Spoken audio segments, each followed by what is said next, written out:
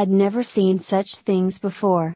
He also wondered how the metal bird he was riding in, a plane they called it, was staying in the air so well.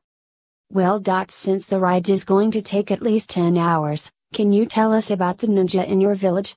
Will asked, curious. Sure. Kakashi shrugged. The other soldiers who weren't sleeping paid attention as it was probably going to be the most interesting thing going on during the flight. So, are there any ranks in your village? Epps asked. Yes, there are ranks. First, there are academy students. If children wish to become ninja for an occupation, they enroll in the academy, usually around 6-8 years old.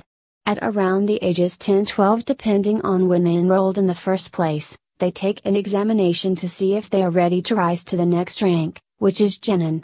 Kakashi explained. Those who pass the test are grouped up in 3-man teams, usually consisting of 2 boys and 1 girl. Those who fail stay at the academy for another year. Each 3-man team is given a special test to see whether they are truly ready to become ninja. So they basically have to take 2 tests? One alone and one in a team? A soldier asked. Kakashi nodded. Yes, the team test is the harder one, and out of around the 10 teams that are put together from the academy graduates, usually only 1-3 teams actually pass. The rest are sent back to the academy. The 3 Genin then are assigned a Jounin teacher, the same person who initiated their team test. The teacher obviously teaches his or her Genin students. During their usual training, they take D or C ranked missions. What are those? Will asked. D ranks are basically just chores that some of the villagers need help with, such as weeding gardens, moving things, finding lost pets, babysitting, that kind of thing. Kakashi said. And how does that help them become ninja? Epps asked sarcastically.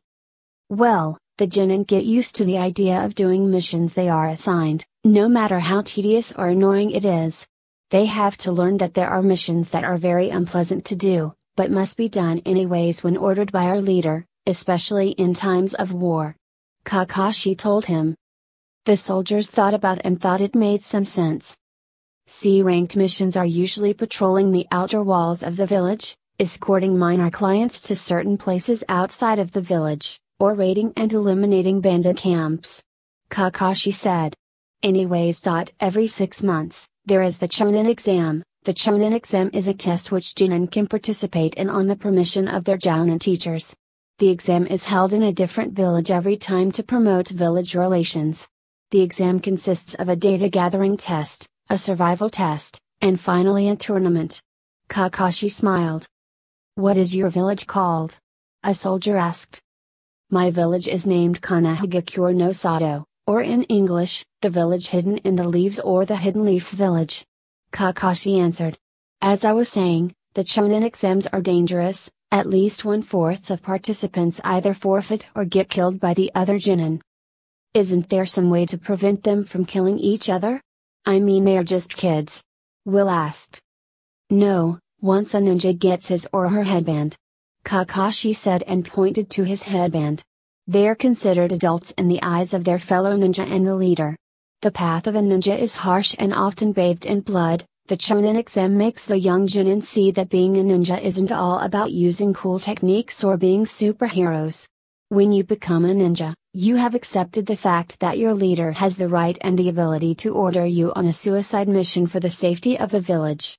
When you have sworn to become a ninja, you are a tool to be used, your life and death is in the hands of your leaders. He finished gravely. They looked at each other, knowing what he said was true in every way, no matter how morbid and unfair it is.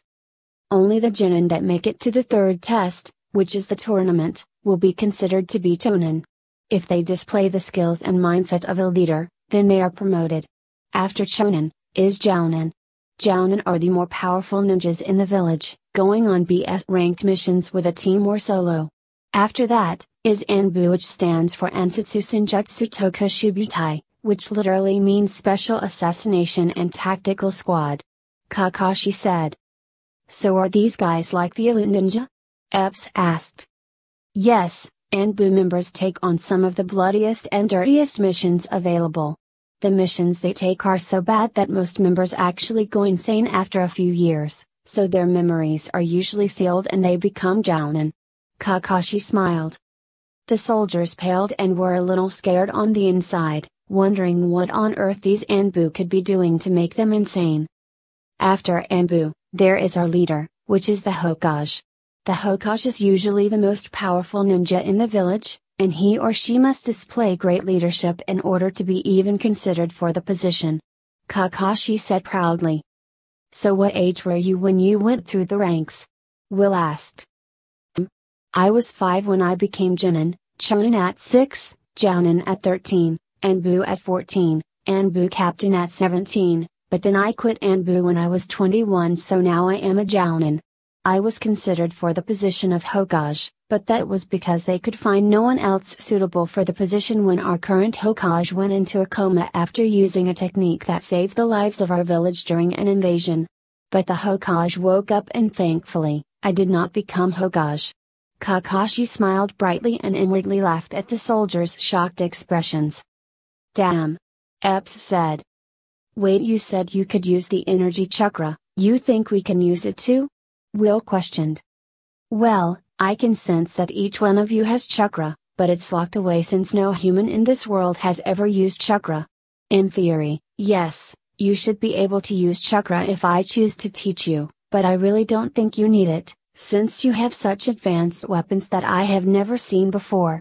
Kakashi said.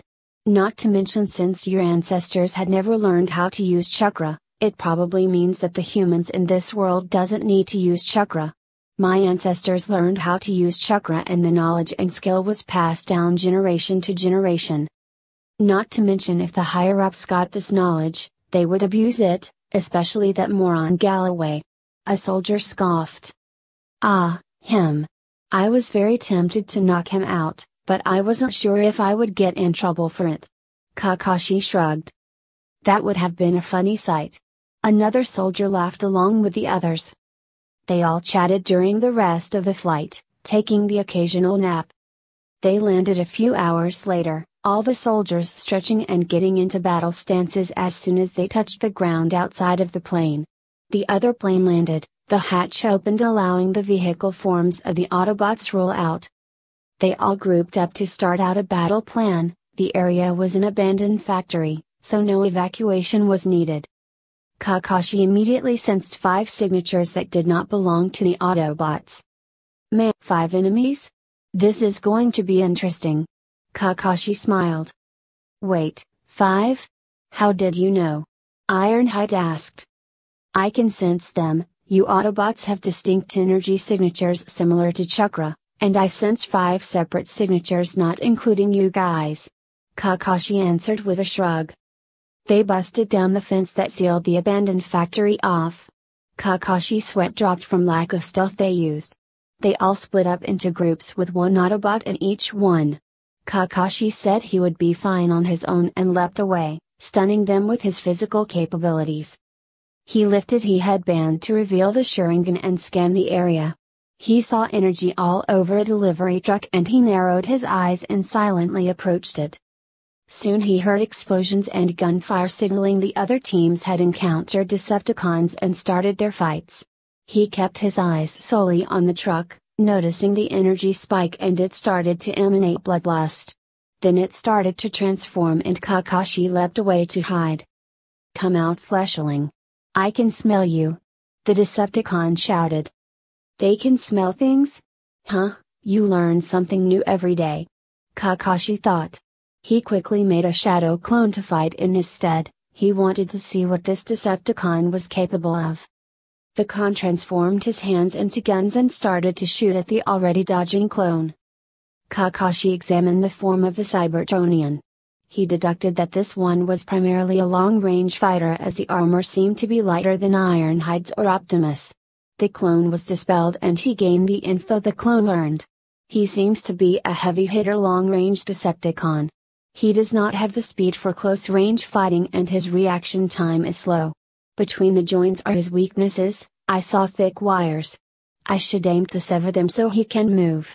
He also seems to have trouble turning around to see what is behind him. I must circle him and try to stay in his blind spots. Kakashi took out a kunai and ran towards the Decepticon who was trying to find him.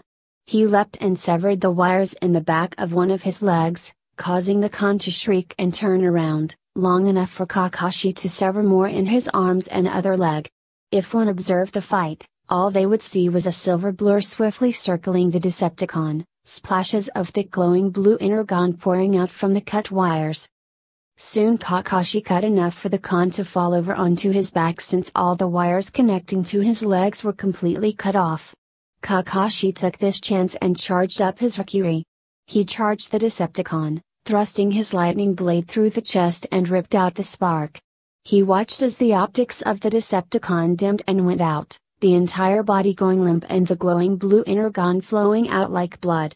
Kakashi stood there on top of the Decepticon's chest with the spark in his hand. It was then he wondered, what happened to the Decepticons? Were they raised like this? Did someone or something wrong them so badly that they wanted revenge and was consumed by hatred? Were all Decepticons like this Megatron they told him about? How did the Autobots know if some were merely forced to join because of a threat to their lives or someone precious to them or not? Surely they all couldn't have suddenly turned evil and decide to take over the universe, there had to be a reason. Those were the questions that swam through his head as he remembered the memories of the Third Great Shinobi War. It was 10 minutes later that the sounds of battle went silent. The other teams grouped up and they went to search for their ninja friend. They all soon saw him standing on an obviously dead Decepticon, spark in one hand, kunai in the other, eyes distant. Damn! Look at the damage he did to that thing. Epps whistled. It seems that most of the Decepticon's vital wires have been completely severed. And it seems that Kakashi somehow literally ripped the spark out of it too. Ratchet observed as they made their way to the Decepticon body. Yo! Kakashi! You alright? Will asked with concern. Kakashi snapped out of his daze and looked at the gathered soldiers and Autobots. He simply smiled and answered yep. See, I told you I would be fine on my own. This Decepticon is quite slow, it was very easy to cut the wires between the joints of his armor. I see. Will said as he observed some of the still sparking wires. Well, anyways, we're heading back. Kakashi nodded and dropped the now hunk of metal he was holding and leapt off the body. What did you do to it? It looks like a mangled mess. A soldier asked. Man, I just used my super cool ninja techniques to kill it, nothing special. Kakashi answered with his famous eye smile while twirling his kunai, which he then stuffed back into his kunai pouch after a moment. The soldiers just sighed and shook their heads with amusement.